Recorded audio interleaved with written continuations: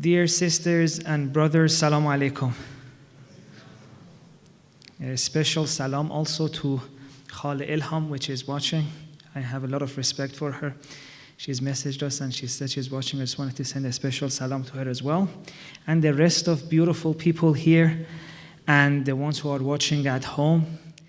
It means the world to me that I get to share these points with you. Thank you so much for giving me the time to be able to talk to you.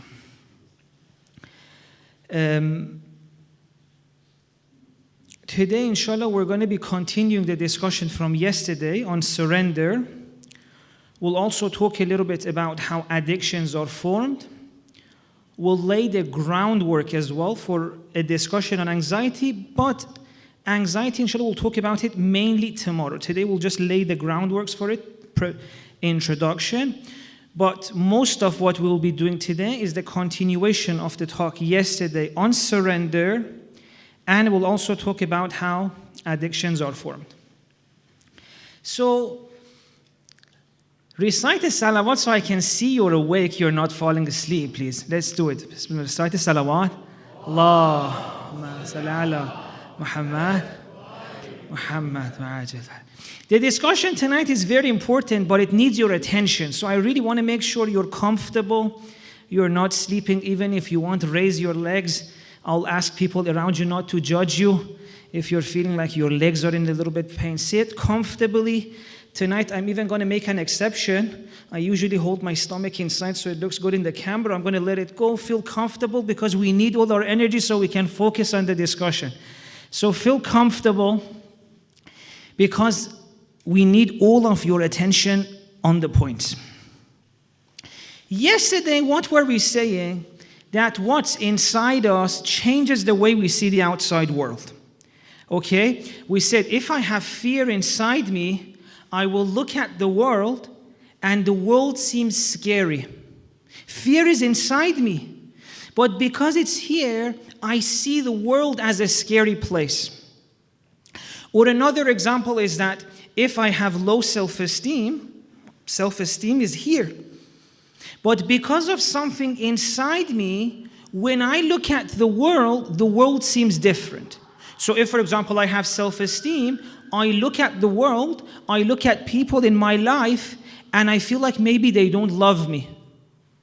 Even if they tell me they love me, but still, because I have this self-esteem issue, when I look at the world, I don't see that. So, what's inside me changes the way I see the world. One good way to understand how this works, an example which makes it clear, is if you think about sunglasses. When we have sunglasses and we look through them, the world looks different.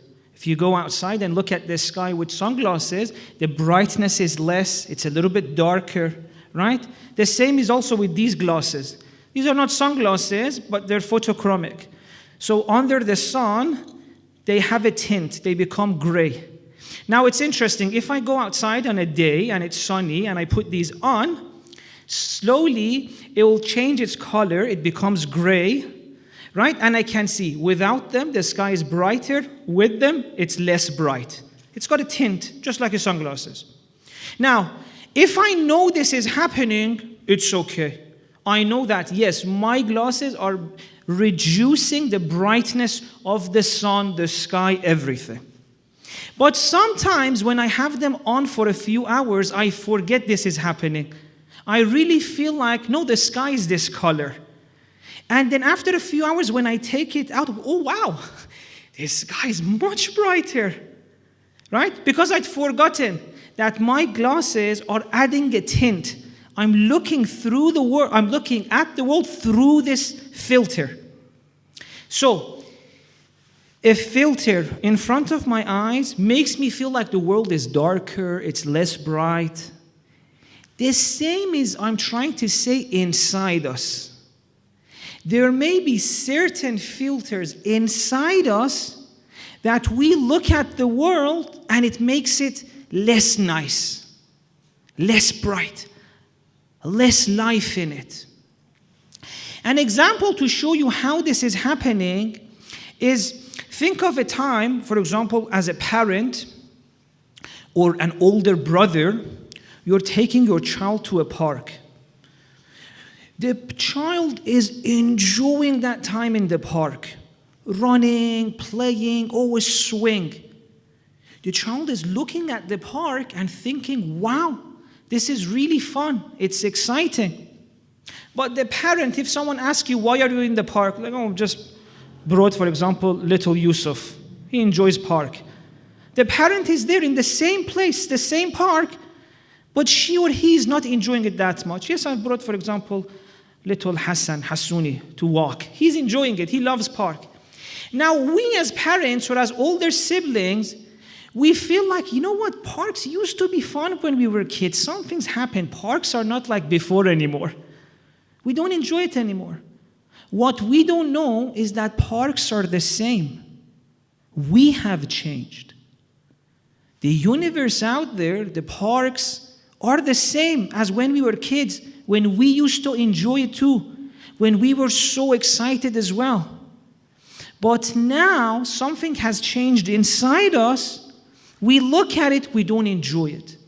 How many times, honestly, have you even walked inside a park and you didn't even for 1 second pause to see the beauty of it? You were like just in your mind or thinking about what's happening. Because it doesn't even look beautiful. Why? Because there's something inside me. In the same way that my glasses reduce the brightness of the sky, there could be something inside us which reduces the joy, the pleasure we take out of life. So, this was the discussion we started yesterday. What's inside me changes the way I see the outside world.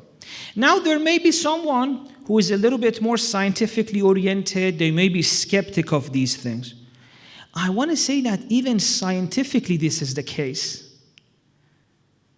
So, what do I mean by that? Our brain, in order to see the world, okay?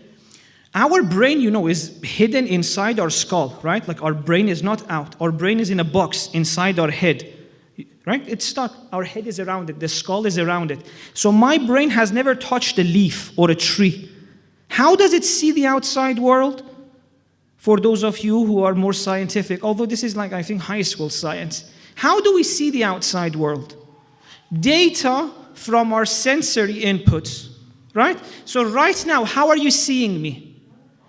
So the light comes towards me, hits me, gets reflected back, goes through your pupil, hits the retina, the optic pathway, goes to your visual cortex, and there your brain creates an image of me. That part probably you remember from high school, right? Light hits me, reflects back, goes through your pupil, then hits your retina, the optic pathway, and goes to your visual cortex. So this part is clear. For the brain, for us to see, one of the things which happens is that the data from the outside world comes in. But tonight I want to say that's not the only thing that happens. The brain doesn't just use the information that's coming right now to see what's in front of it. But it also uses what is already inside you. The information which you previously had, so that it can make a better guess at what's outside. Let me give you an example. Have you ever seen this, that a father or a mother is working on a laptop and they have a 1-year-old or 2-year-old that is crawling and sees the laptop and starts pushing the buttons? How many people have seen it? Say yes if you have. Yes, you have seen it? So, both the parent and that 1-year-old, 2-year-old, they're seeing the same thing, a laptop. But they're experiencing it in different ways. What's happening? They are both getting the sensory input. The light hits the laptop and gets reflected to their eyes. So both the child and the dad in what they're receiving from the outside world, it's the same. But the child only sees the laptop as something fun to play with. Ooh, let me press that. Because that's all he knows. Oh, I know games. This is game. Let's play with it. The father or the mother gets the same sensory input, but the brain uses that in addition to all the information this person has gathered in their life. That yes, I am working. For my work, I need to send an email. This is a laptop. I connect to internet with it. So all of that information, that there's something as a work, there's something as technology, there's something as internet, there's something as email, helps the father that when he looks at the laptop, he's seeing something he uses for work.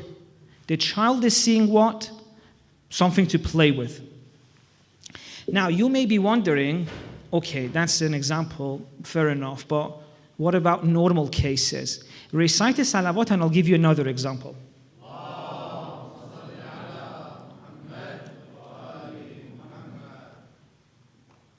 Right now we're in this center.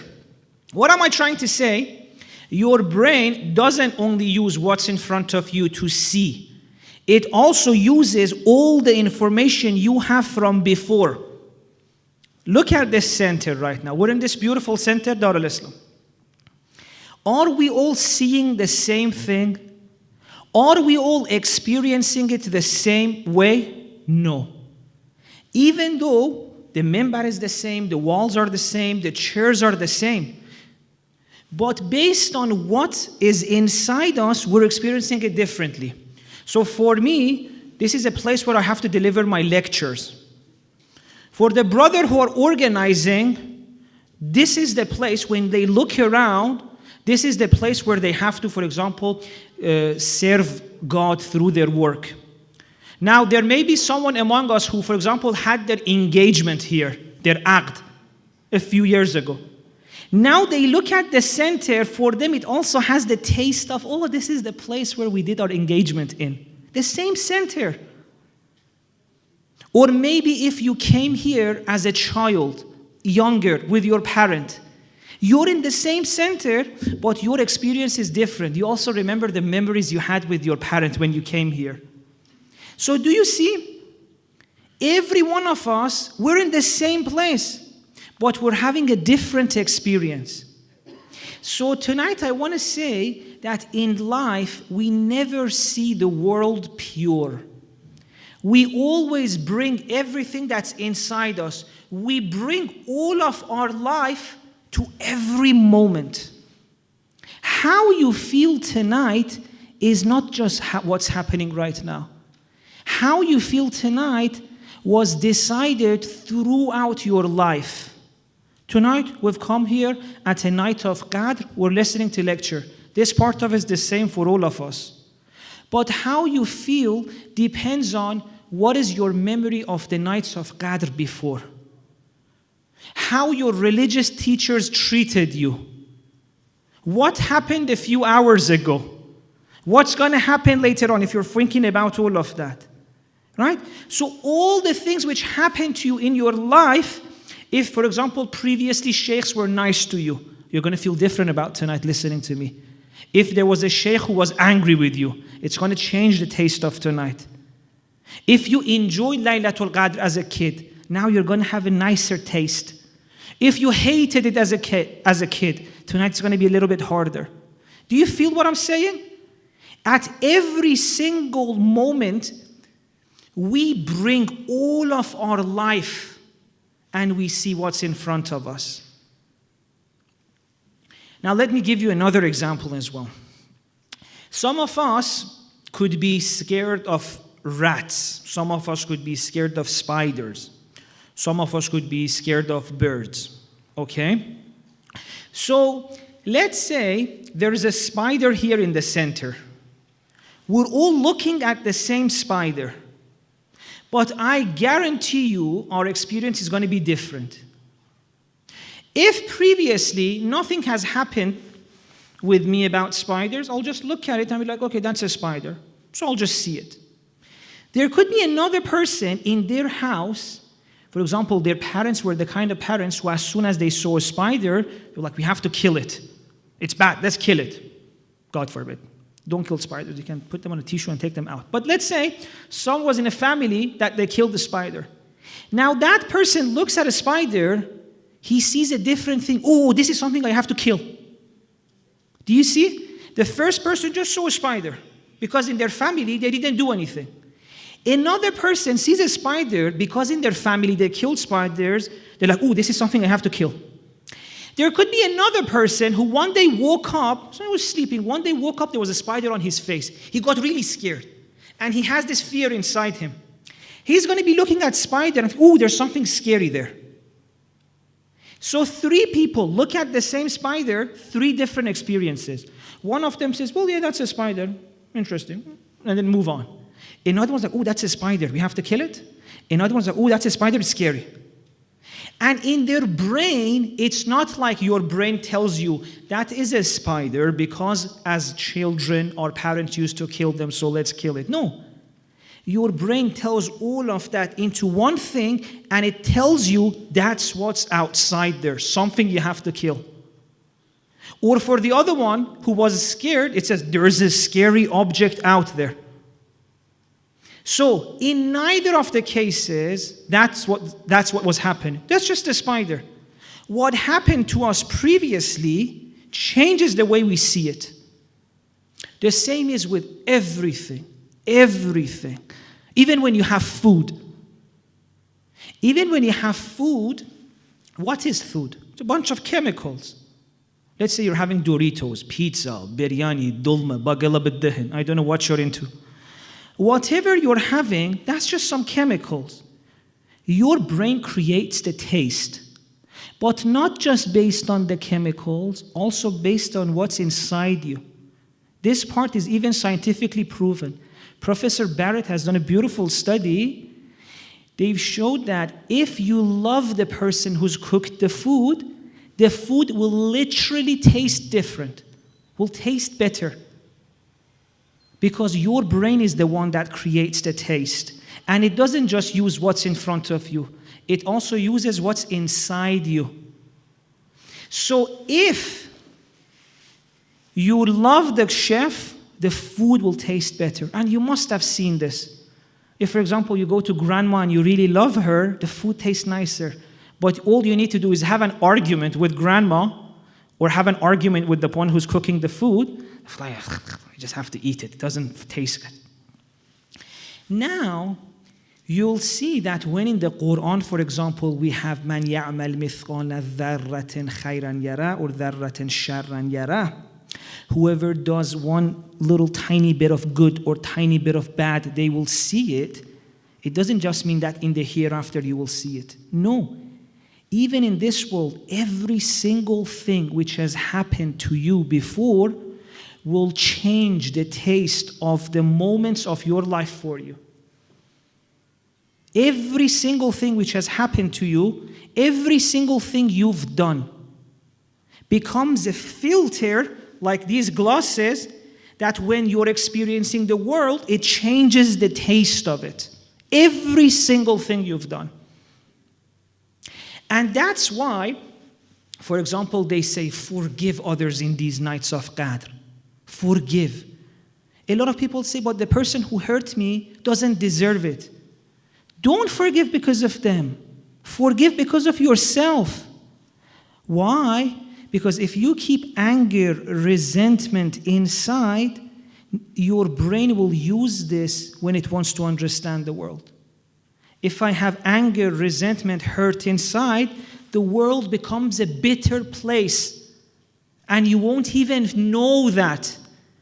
You would actually think you're in a bad place. You're in a bitter, painful, hurtful place.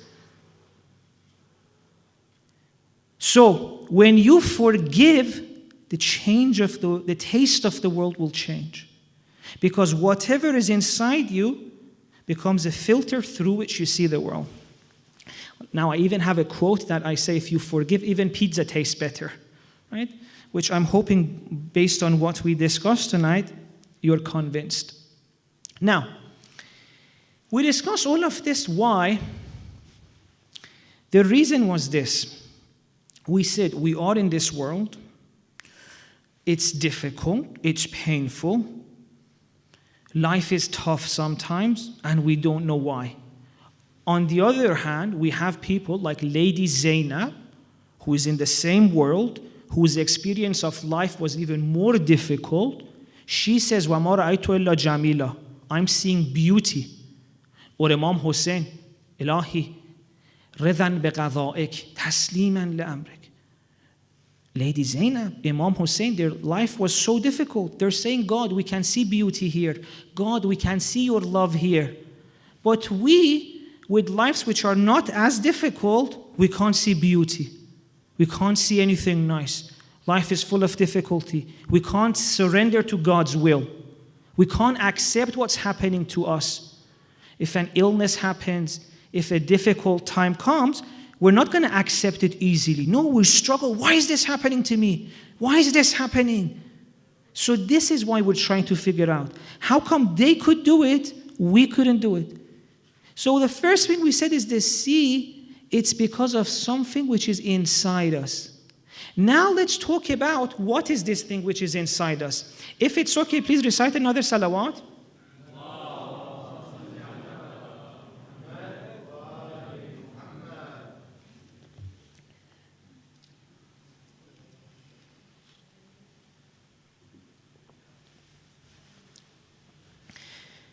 So what is this thing inside us which is changing the taste of the world for us?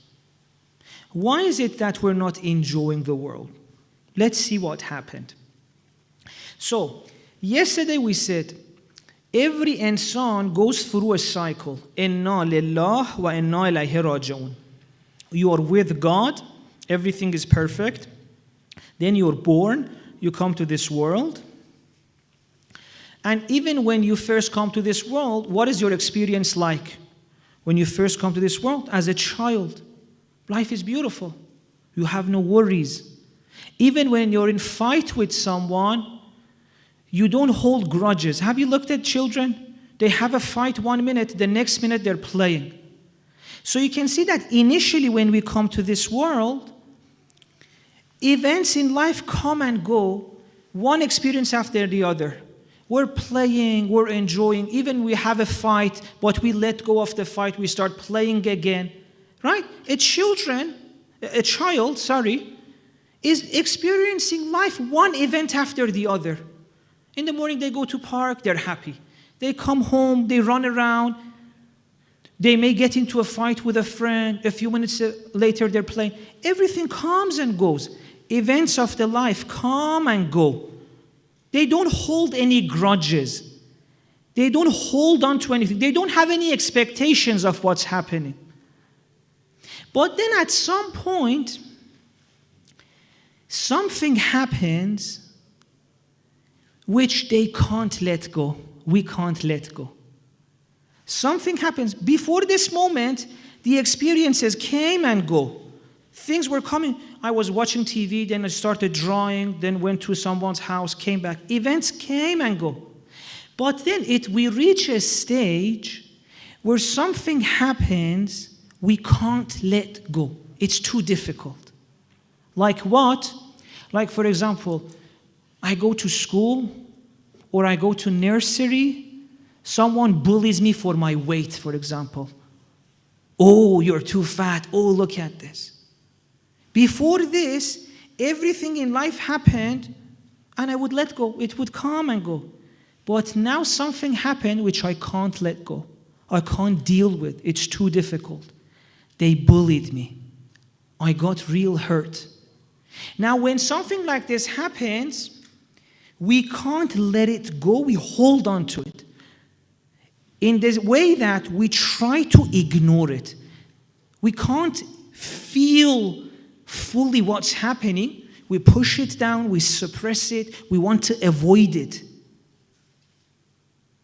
And then from that moment onwards, we are carrying it with us. We think we've ignored it, it's gone, but it's going to be there. Maybe 10 years later, maybe 20 years later, you've gone to watch a movie with a friend. And you're at the cinema, you're watching a movie, and then a scene comes. You're feeling very good, you're excited, you're at the cinema, you're watching a movie, very happy. You're watching a movie, suddenly there's a scene in which they bully someone for their weight. Or maybe there's a person who's a little bit conscious about his weight. This triggers that memory you had all those years ago. And you feel bad about it. You don't even know. You've even forgotten that at once when you were a child, something bad happened, you pushed it down. No, you don't know. You think it's gone. But 20 years later, you're at cinema with your friends, you see something, it triggers that thing inside you, suddenly you feel awful. Like, guys, tonight I don't feel good. Let's go back home. Now, why is this bad? Because this is just one example. Every single thing that happened in our life, we couldn't let go. We couldn't deal with. We couldn't handle. We're keeping them inside us as blockages. And in life, we keep getting triggered. Maybe, for example, you look at someone, they remind you of one of your insecurities. Maybe you see someone, they remind you of one of your fears, and you feel bad. The same is with good things. So what was the first thing? We said with bad things, we don't let go, we hold on to them, they become part of us. What about good things? It can also be with good things. Let's say something good happens, and I don't let it go. Events were meant to come and go, but something good happens, I don't want to let it go. Now you may be asking, what's wrong with holding on to something good? Something bad, like fear, insecurity, I know why it's bad to hold on to it. But why about good things? Why shouldn't I hold on to good things? Because, let me give you an example. Although we discussed the example yesterday, you're on the phone with a friend, you're really enjoying that discussion. Okay? And this is really good. The phone conversation finishes. Now, you have two choices. Either you say, that was a beautiful experience. I talked to my friend after 3 years. Oh, that was fun. We had so much fun. That was beautiful. You let go. You allow it to go and then the next experience to come. Or you won't let go. Like, oh, that was so nice. I wish we could speak longer. I wish we could speak longer. I really missed him. So you carry on engaging with it. What's wrong with that? You expect to have more of that. So when the next experience comes, you don't experiencing it fresh. You bring an expectation to it. So now the phone conversation is over. You're talking, for example, your wife comes in or your husband. She wants to talk to you, but you're not talking to her. All you can think about is that phone conversation was so nice. Right? So when you hold on to something good, every moment from that point onwards, you want to see it. You're looking for it. Ooh, where can I see my friend again? Where can I see my friend again? So many things happen, but you're not paying attention. And people are wondering, why is it that I can't see, why is it that I don't enjoy the universe? Because imagine if this is just one example of holding on to something, we've been holding on to things for 20, 30 years. Please recite the salawat.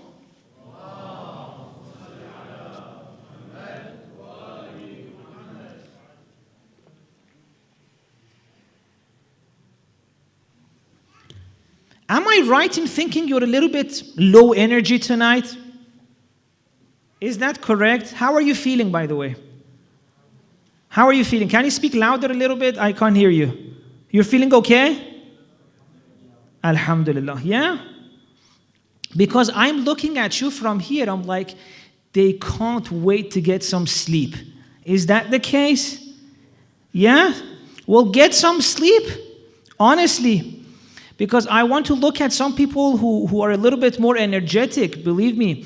I don't know, what can I do for you? Should I make you coffee? Should I make you tea? Would you like, honestly? By the way, there's tea there. If you want, you can make for yourself, get some energy. Feel free.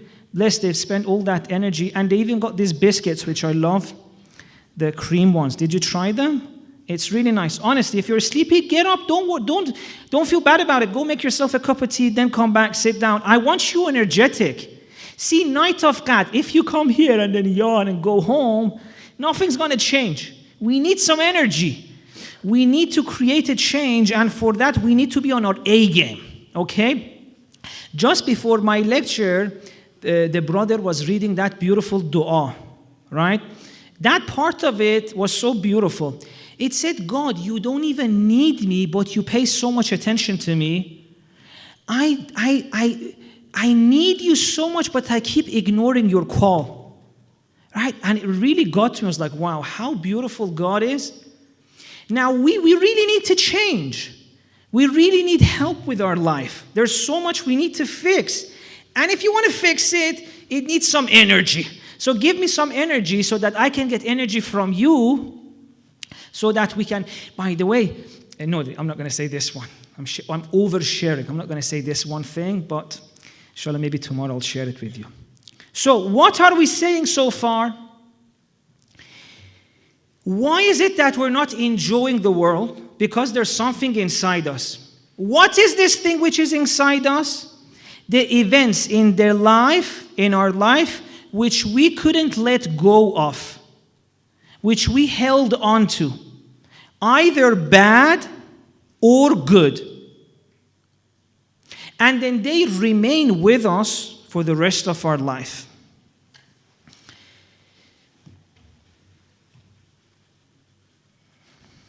Sometimes, by the way, this is not even our fault.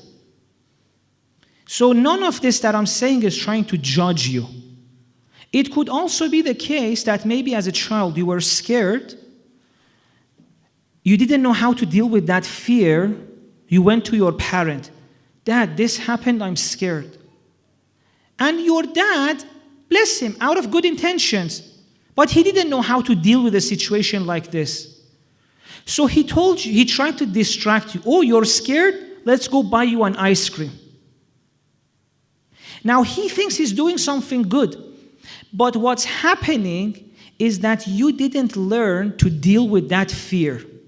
You distracted yourself from it. So it stays there with you. Now, if the same thing happens next time, the same thing you were scared of, you're going to even feel more scared. And you can carry that with yourself. There are some people who, for example, in their childhood fell from a bicycle. They got really scared. They didn't know how to deal with it.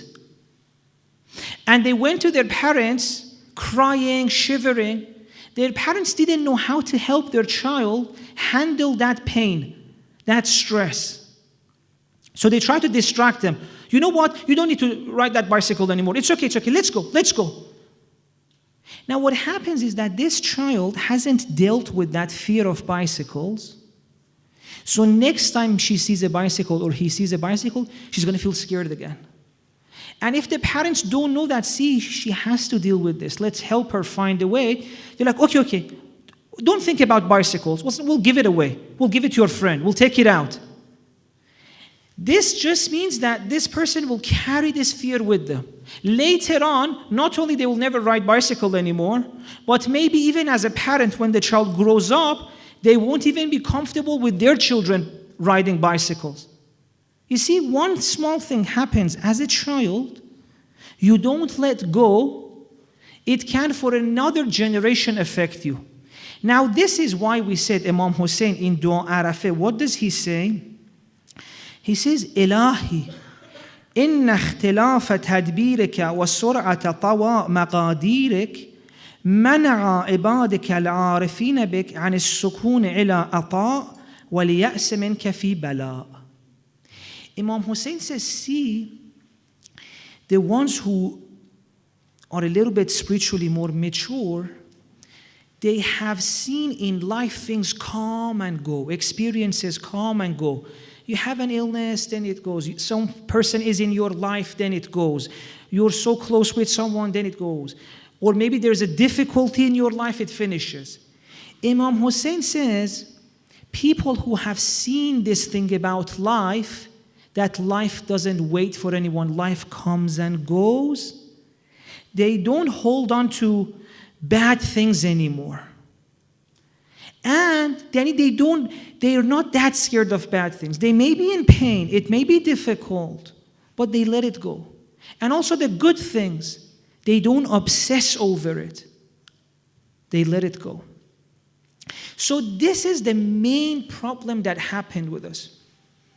Good things came, we hold on to them. Bad things came, we buried them inside. And one good example that can show this would be what? Imagine think of yourself as a TV screen, okay? Because we said events of life come and go, and you experience them. Now think of yourself as a TV and the life experiences as movies which are being shown on this TV. Okay? Now, one experience comes in our life. For example, now we're in this center. In a few minutes, this experience would finish, something else will happen. So we're like a TV that at each point, a movie is being shown on it. Now, if we experience this movie, this experience we have right now, we go through it, it finishes, we'll watch the next movie. There's no problem. Something bad happens, you're sad, you grieve, it's all okay, but you let go. Something good happens, you enjoy, you let go. It's very beautiful. It's as if there's a movie on a screen, movie finishes, you watch the other movie. But now imagine if a movie plays, it's too difficult, you can't handle it, you don't let it go. Or if it's too good, you don't let it go. It stays on the screen. Then the next movie comes. So now the previous movie is still there, and the new movie has come as well. So two movies on top of each other. Which is exactly what's happening to us right now. If, for example, an hour earlier you had an argument with someone and you didn't let that go, now you're here listening to me, but you're also arguing with that person in your mind. So two experiences on top of each other. This lecture and that argument before. And now imagine if we do this for 10 years, 20 years, 30 years, 40 years, how many things are on top of each other? Because for all of these years, every time someone broke our heart, every time someone hurt us, every time someone bullied us, every time every time we were so in love with something we didn't let go, all of that become things on top of each other that as we're experiencing the new thing, all of that is there too. So, the verse in the Quran says what? There's a very beautiful verse in the Quran which talks about this very beautifully. It says, لِكَيْ لَا تَأْسَوْا عَلَى مَا فَاتَكُمْ وَلَا تَفْرَحُوا بِمَا آتَاكُمْ. It says, see, an imam, we have a few hadiths from the imams that this is one of the highest form of zuhd. We even have a hadith that if you want to summarize Quran in one verse, it's this verse. لِكَيْ لَا تَأْسَوْا عَلَى مَا فَاتَكُمْ وَلَا تَفْرَحُوا بِمَا آتَاكُمْ. It says two qualities we need to learn to have. Not to push down, ignore, suppress the bad things in our life so much that we can't let go. لِكَيْ لَا تَأْسَوْا عَلَى مَا فَاتَكُمْ. And the second thing, وَلَا تَفْرَحُوا بِمَا آتَاكُمْ. Not over-excess with the good things. Not over-obsess, sorry. The good things happen, enjoy them, but let them go. Right? So, what happens once we remove these blockages? Because I said, all the things that happened in our life, we're holding on to them. Inshallah, in your life, once you remove these, what happens is that you will see the same energy that you had as a child will come back. Because imagine right now as well, life energy is coming from God. We're all connected to God at the deepest part of our soul. God sending all of His love, all of His energy, life to us. But that energy, that life, that beauty is going through all of these things which we have held on to. So by the time it reaches us, not much of it is left. Once you remove these, all of that love, all of that energy starts pouring in. And it's very interesting. There's that beautiful poetry that says, do not seek love, rather remove the blockages inside you that stop you from experiencing love. You will see that. Once you remove all of these things which you've held on to, you realize, oh wow, there was so much joy, so much peace inside me that I couldn't experience. If you want more about this, I'm mainly saying for people at home or watching on YouTube, because I don't seem like you guys are interested. But people who are watching later on YouTube, I've spoken more about this. You can find it on our Instagram. I've opened this up, what happens. So inshallah, you can go and listen to that on more. It's called spiritual healing. I'll finish now, and because we're remembering Imam Ali, I want to recite a few lines from Imam Ali alayhi salam, which are attributed. These poetry lines are attributed to Imam Ali, and you can see that it's exactly describing what we were talking about tonight. It's very beautiful. And you will see what kind of a person we have missed. I really don't think most Shias know how great Imam Ali was. I really don't think so. I know that you say it, he was great. Aliyun ma'al haqq wal haqqu ma Ali. But if someone asks you, tell a non-Muslim why he was great, believe me, you couldn't speak for 10 minutes. Believe me, you can't. He is so great. He is so amazing. But the way you can see if you understand his greatness or not is to try and see if you can talk about him to a non-Muslim. Because to a non-Muslim, you can't say Aliyun ma'al haqq. He would say, well, that's a saying you believe in. You can't tell him that, for example, Qasimun nar wal jannah. He said, no, tell me a few things from him that changes your life. I really think Imam Ali is mazloom among us. Allah, these poetry are attributed to Imam Ali, and look, all the discussions we've been having, he said it how many centuries ago? So beautifully. And then, honestly, it will burn you that we've lost such a beautiful person on a night like this. دواؤك فيك وما تبصر وداؤك منك وما تشعر. It says, what you need, the medicine you need to feel better is inside you and you can't see. What we've been discussing. And even the illness is also inside, you don't feel it. You look at the world like, why is the world painful? Why is the world scary? Why is the world bitter? Well, what have we been saying tonight? It's all inside. There are things inside us which don't allow us to enjoy the world.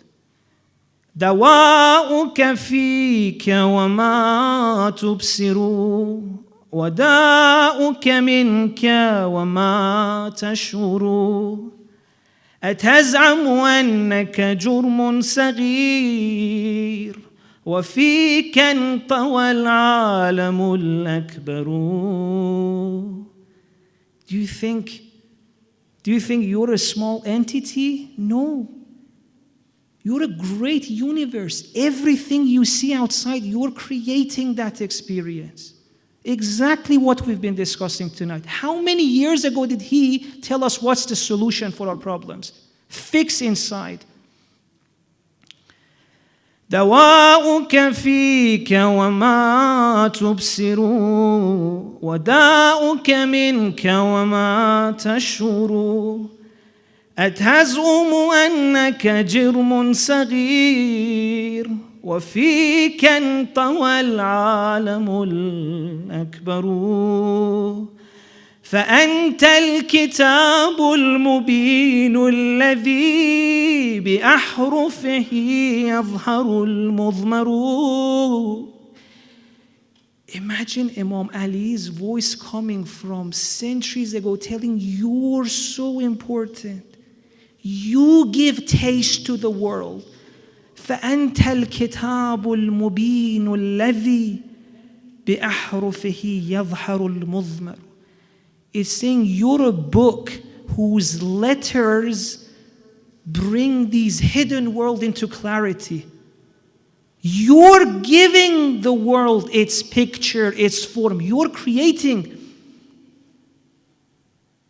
I wish we knew what he said. I wish we knew what kind of person we've lost tonight.